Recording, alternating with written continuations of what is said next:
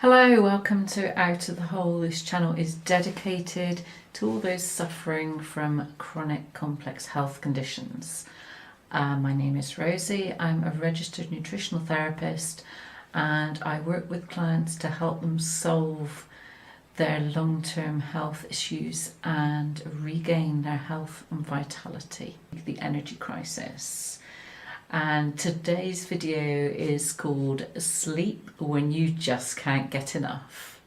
And this seems to be endemic in our modern world, that people just don't get enough sleep. And I'd like to give you a few facts to start with, which will hopefully spur you into thinking, yes, I need to get more sleep, I'm going to do something about it. So on a physical level, some of the things that happen when we don't get enough sleep are that lack of sleep can lead to our mitochondria being weakened. And if you saw my very first video about fatigue, you'll understand how essential our mitochondria are in energy production. So we really need to look after these little guys. It can lead to gene expression changes that control our mitochondrial function. So not just our poor little mitochondria get weakened, but their function gets affected as well. So we all know what happens when we haven't had enough sleep, when we've had very little sleep, and our brains just don't work the way they're supposed to. So it's really important to our brain function that we get enough sleep. Also, there's a process called autophagy, which probably isn't pronounced like that, but that's how it's spelled, which is basically where your body breaks down things. Our cells are constantly being renewed, and part of the process of autophagy, please somebody tell me how that's pronounced, is that, so it's basically our body clearing out the rubbish. Because you can imagine, if the rubbish doesn't get cleared out, like when the bin men don't collect, it just mounts up everywhere, and it's not very nice, and it causes lots of, rat infestations and goodness knows what. So you can imagine what happens in the body. You need this stuff, all the body's rubbish, to be cleared out on a regular basis.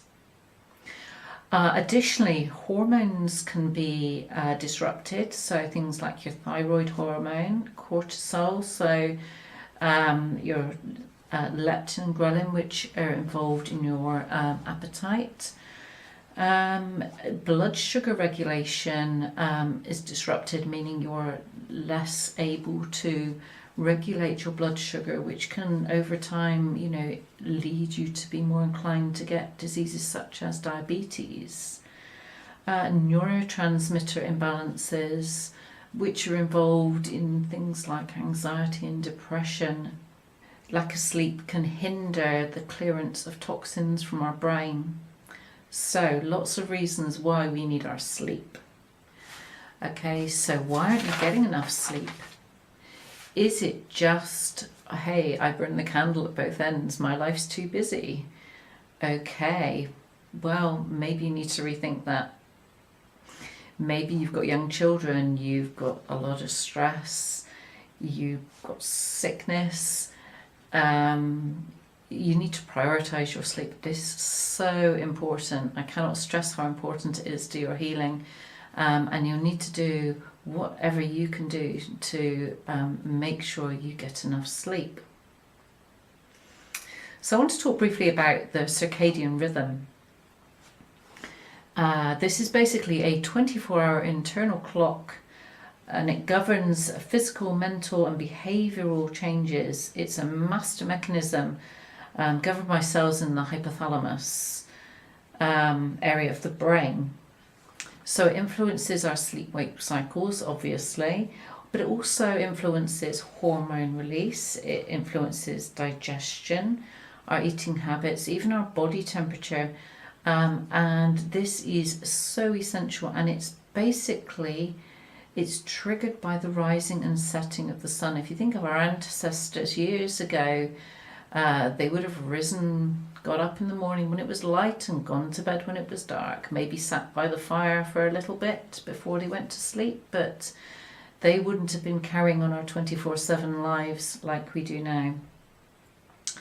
And researchers found that the circadian rhythm and the maintenance of the circadian rhythm is essential for the prevention of chronic diseases.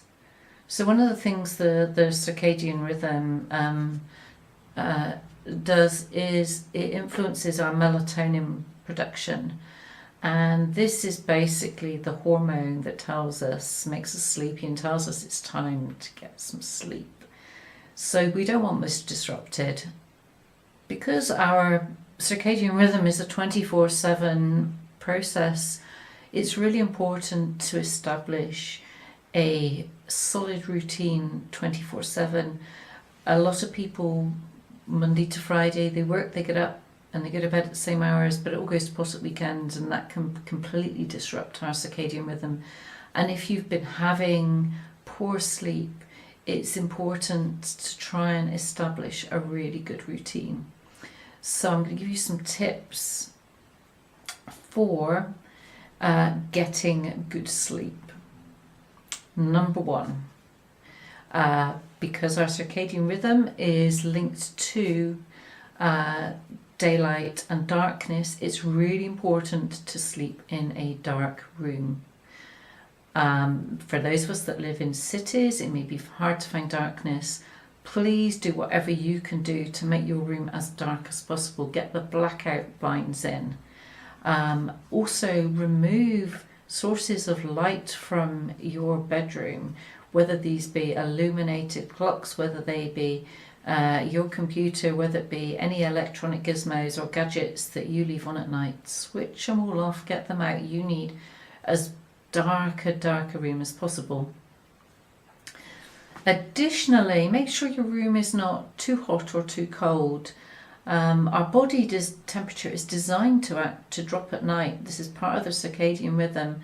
So if your room's too warm, what will happen is your sleep will be disrupted.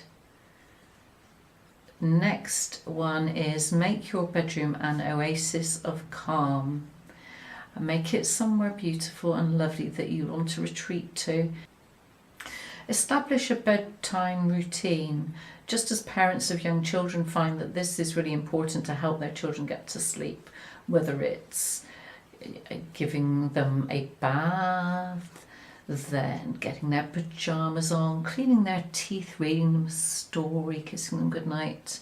Try and do the same thing for yourself, and that could be just as simple as having a bath, getting yourself changed, getting into bed, having some soft lighting on, and maybe reading a book before bed. Basically this works when you establish habits and routines. This gets into the unconscious side of our brain, and it starts telling your brain, okay, it's time for sleep now, so this will help you. Another thing really important is to avoid screens at least 2 hours prior to going to bed. The blue light emitted by our screens is similar to intense daylight, and it tells our brains it's time to be awake, not that it's time to be going to sleep. If you have to look at them, please install an app that will change the screen colour. So it's basically make it less bright and make it soft and yellow. If you think of our ancestors in front of that fire, that will help you get to sleep, and it will stop because the blue screens will shut down melatonin production otherwise. Okay, avoid caffeine, alcohol or other stimulants, even things like Coca-Cola, at least a few hours before bedtime. Some people may be really sensitive to these things, and even though you think, oh, but I need my glass of wine to get to sleep, well, actually alcohol's been shown, even if it does help us go to sleep, it actually leads to more disrupted, less deep and restful sleep. So give it a miss.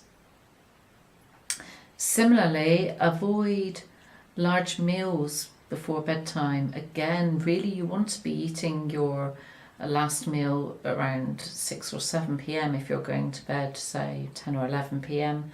And this is because part of, again with the circadian rhythm, one of the things it does is the liver enzymes that help us to digest our food they shut down at night. That's what the circadian rhythm does. So your body's just not going to be able to digest that food properly. It will literally be sat there all night and not going anywhere.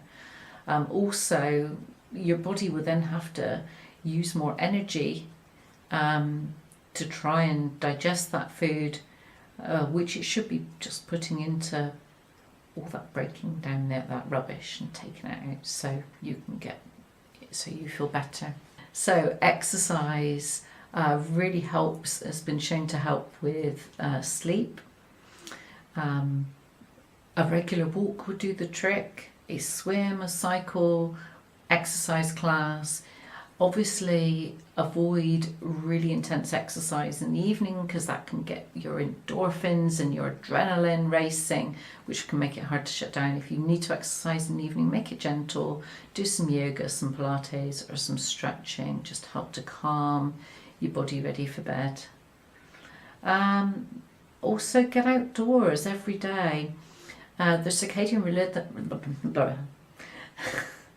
Also get outdoors every day, if it's possible, ideally first thing in the morning. This is when the circadian rhythm relies on the bright natural light to tell cortisol, which is our wake-up hormone, to kick in and wake us up and make us feel alert and ready for the day.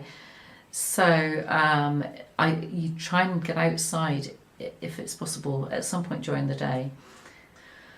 Finally, deal with any stress. If you have stress, worries, anxiety, lots of ongoing problems that's keeping you awake, no matter what you do, you can do all these other things, but if you're lying in bed stressing about things, you're not going to sleep.